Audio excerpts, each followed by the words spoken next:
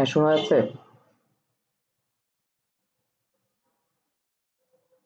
আচ্ছা,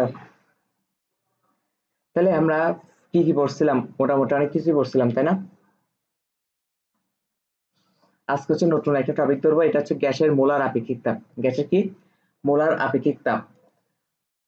তো মোটামুটি এটা পড়ার আগে আমাদেরকে আগে এটা বুঝতে হবে আপেক্ষিক তাপ মানে কি। হুম।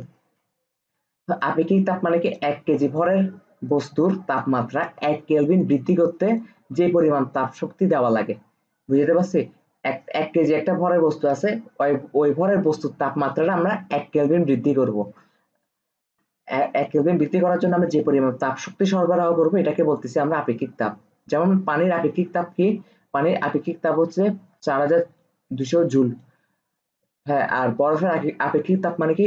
আপেক্ষিক তাপ কত? 2100 জুল। হ্যাঁ, এগুলো মুখস্থ। আচ্ছা, তার মানে পানিকে 4200 4200 জুল তাপ শক্তি সরবরাহ করলে 1 কেজি ভরের পানির তাপমাত্রা 1 কেলভিন বৃদ্ধি পায়, তাই তো? তাহলে গ্যাসের মোলার আপেক্ষিক তাপ, এখানে মোলার একটা ওয়ার্ড আসছে আর গ্যাস একটা ওয়ার্ড আসছে, তাই না? তার মানে কি বলতে পারি, 1 মোল পরিমাণ, এখানে ভর হিসাব না করে আমরা বলবো যে 1 মোল পরিমাণ গ্যাসের তাপমাত্রা 1 কেলভিন বৃদ্ধি করতে যে তাপ শক্তি লাগে। বুঝতে পারছি? তাহলে এটার একটা সূত্র আমরা দাঁড় করাই ফেলতে পারি যে এন মোল, ধরে নিলাম এন মোলের তাপমাত্রা ডেল টি বৃদ্ধি করতে তাপ লাগছে ডি কিউ।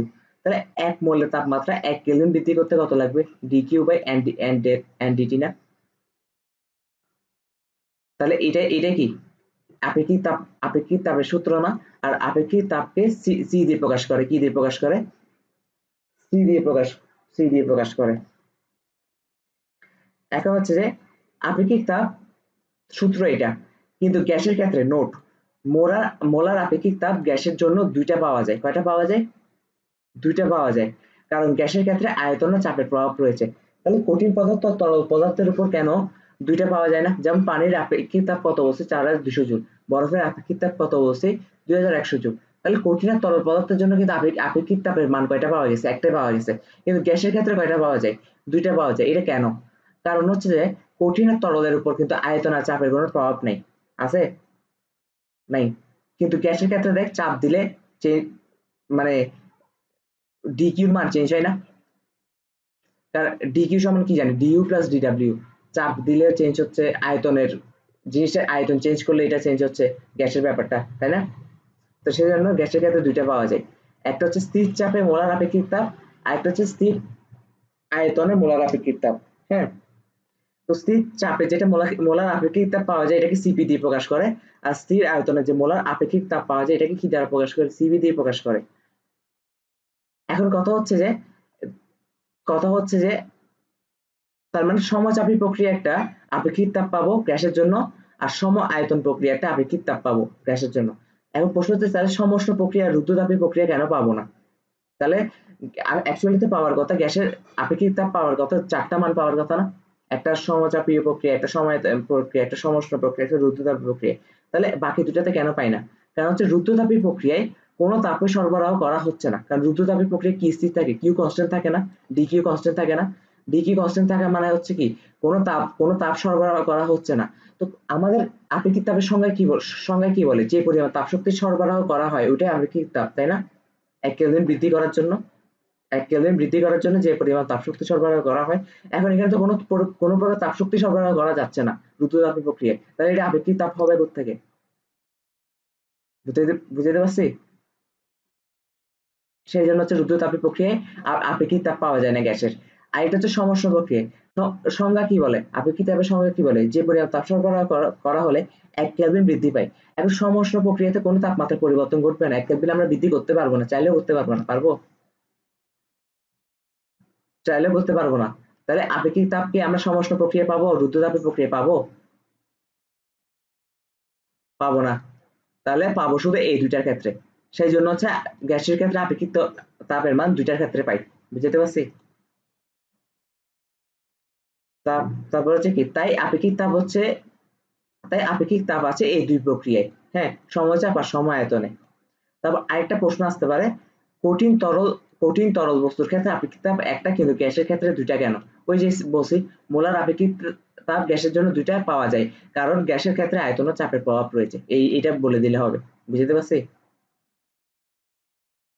তারপর মাস যে প্রশ্নটা আসবে, অনুধাবনে মাস যে প্রশ্নটা আসবে, এই টপিক থেকে যদি একটা প্রশ্ন আসে তাহলে এই প্রশ্নটা মাস্ট আসবে, মাস্ট।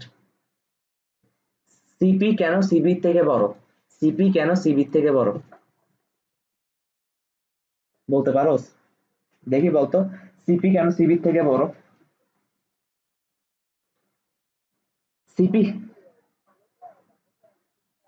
না না, দুইটা তো গ্যাসের ক্ষেত্রে, পানির তরল নিয়ে তো আমাদের পড়ালেখা নেই এখানে। হ্যাঁ, কঠিন আর তরল নিয়ে তো পড়ালেখা নেই। সিপি আর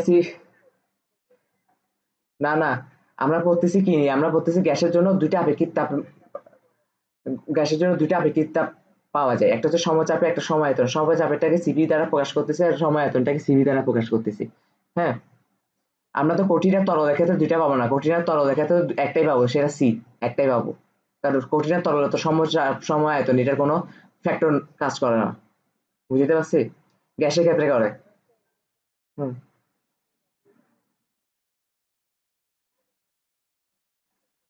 হুম। আচ্ছা, আপেক্ষিক তাপের সংজ্ঞাটা কি বলে? যে পরিমাণ তাপ শক্তি সরবরাহ করা হচ্ছে, করা লাগ করা লাগতেছে 1 কেলভিন তাপমাত্রা বৃদ্ধি করার জন্য, তাই না?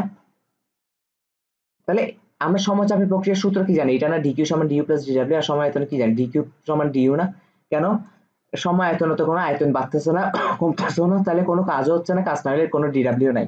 হ্যাঁ, তাহলে আমরা যদি এখন এই সূত্রগুলা এন সমান 1 মোল আর ডিটি সমান 1 কেলভিনের জন্য হিসাব করি, তাহলে এই সূত্রগুলা আমরা সিপির ক্ষেত্রে কাটাই ফেলতে পারবো না?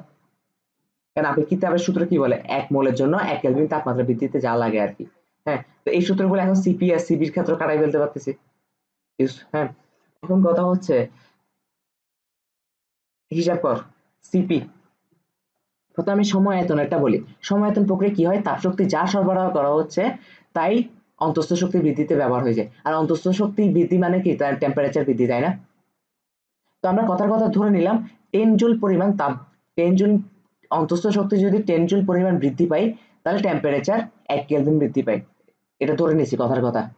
হ্যাঁ, অন্তঃস্থ শক্তি যদি 10 জুল পরিমাণ বৃদ্ধি পায়, তাহলে টেম্পারেচার 1 কেলভিন বৃদ্ধি পায়, এটা আমি কথার কথা ধরে নিয়েছি। তাহলে সমত আয়তন প্রক্রিয়ার ক্ষেত্রে দেখতো, আমরা যে পরিমাণ 10 জুল সরবরাহ করব, এই 10 জুলই 10 জুল অন্তঃস্থ শক্তিতে বৃদ্ধিতে ইউজ হবে, আর কোনো ক্ষেত্রে কি ইউজ হবে? আর কোনো ক্ষেত্রে ইউজ হবে? ইউজ হবে না।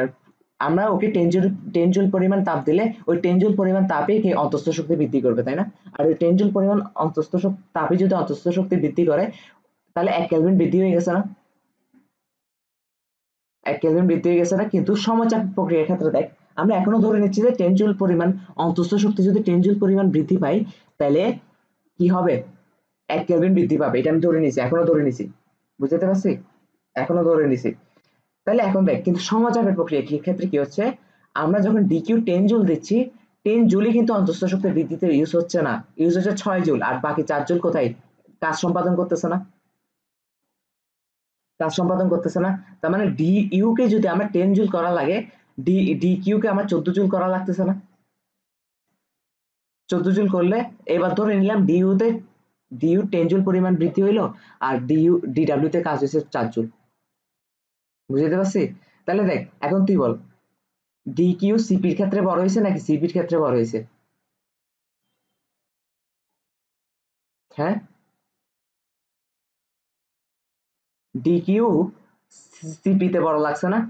সিপি তে আমার শক্তি বেশি সরবরাহ করা লাগছে না? আর যে পরিমাণ তাপ শক্তি সরবরাহ করতেছি, যে পরিমাণ তাপ শক্তি সরবরাহ করতেছি 1 কেলভিন বৃদ্ধির জন্য, এটাই তো আপেক্ষিক তাপ, তাই না? তার মানে তাপ শক্তি সরবরাহ করা লাগতেছে সিপি তে বেশি, সিপি তে কম। সেই জন্য হচ্ছে যে সিপি অলওয়েজ, সেই জন্য হচ্ছে সিপি অলওয়েজ সিপি থেকে বড়, বুঝতে পারছি? তাহলে এটা তুই সাজায় লিখতে পারবি না? এটা একটু সাজায় লিখতে হবে আর কি, যে একদম সিম্পল ভাবে বলবি, সমাচার প্রক্রিয়ায় যে পরিমাণ তাপশক্তি সরবরাহ করা হয় ওই পরিমাণ তাপশক্তি পুরাটাই অন্তঃস্থ শক্তি বৃদ্ধিতে ইউজ হয় না, কিছু পরিমাণ কাজও সম্পাদন করে। তো অন্তঃস্থ শক্তি পরিমাণ মতো বৃদ্ধি করার জন্য আমাদেরকে আরো বেশি তাপ দেওয়া লাগে, কিন্তু সমায়তন প্রক্রিয়া সেটা করা লাগতেছে না। আমরা যে পরিমাণ 1 কেলভিন বৃদ্ধির জন্য যে পরিমাণ তাপ শক্তি দেওয়া লাগে, ওইটা দিলেই ওই পরিমাণ তাপই অন্তঃস্থ শক্তি বৃদ্ধিতে ইউজ হয়, কোনো কাজ করে না। এই জিনিসটা সাজা লিখে দিবি। সাজায় লিখে, কারণ এটা ইয়াতে আসবে, এই টপিকটাই যদি প্রশ্ন আসে এইটাই আসবে। হ্যাঁ, সিপি কেন সিবি থেকে বড়, অনুধাবন আসে। তারপর হচ্ছে আমি ডাইরেক্ট একটা সূত্র লিখে দিলাম। ডাইরেক্ট সূত্র কি, সিবি সমান F/2R। হ্যাঁ, সূত্রগুলো কোত্থেকে আসে আমাদেরকে জানার দরকার নেই। সিবি মানে কি, সময়আয়তন প্রক্রিয়া আপেক্ষিক তাপ। সিপি মানে কি, সময়চাপ প্রক্রিয়া আপেক্ষিক তাপ। হ্যাঁ, F/2R। এখন এফ মানে কি, degree of freedom. Degree of freedom মানে কি, স্বাধীনতার মাত্রা। এটা আদর্শ গ্যাসে পড়ে আসা কথা। এক পারমাণবিক গ্যাসের জন্য সেটা 3, দ্বিপারমাণবিক গ্যাসের জন্য সেটা 5, এরপরে ত্রিপারমাণবিক গ্যাস বা এর পরবর্তী হলে এটা 6, 7 এরকম হয় আর কি। হ্যাঁ, আমি কয়দিন আগে নোট এখানে লিখে দিছিলাম, নোটে লিখে দিছিলাম। হ্যাঁ, F/2R। আর সিপি সমান হচ্ছে সিবি প্লাস আর। সিবি প্লাস আর, এখানে আরটা কি, মোলার গ্যাস ধ্রুবক। মোলার গ্যাস ধ্রুবক মানে কি 8.31 আর কি। হুম, 8.31। আচ্ছা, এখন কথা হচ্ছে যে সিপি সমান সিবি প্লাস আর, তো সূত্রটাকে এভাবে লেখা যায় না? সিবি সমান আবার কি জানি, F/2R। তাহলে F/2R প্লাস আর লেখা যায় না? আরটা কমন নিলে F/2 প্লাস 1, এটাও লেখা যায় সূত্র। আবার সব থেকে মেইন যে সূত্রটা আমাদের ম্যাথের ক্ষেত্রে লাগবে, সিপি মাইনাস সিবি সমান আর। সিপি মাইনাস সিবি সমান, হ্যাঁ, আর মানে 8.314 আর কি। হ্যাঁ, তবে সব থেকে কমন সূত্র হচ্ছে সিপি মাইনাস সিবি সমান কি, আর। তাহলে এই সূত্রগুলো আমাদের হচ্ছে মুখস্থ করতে হবে। হ্যাঁ, তাহলে আজকের পড়া এতটুকুই। বুঝতে পারছি। তাপগতিবিদ্যা তোমার অল্প অল্প করে দিচ্ছি, এগুলো হচ্ছে যে প্রতিদিন পড়া, জাস্ট একবার দেখলেই হচ্ছে। হ্যাঁ, তাহলে 4টার সাথে সাথে শেষ হয়ে যাবে। বুঝতে পারছি কিনা?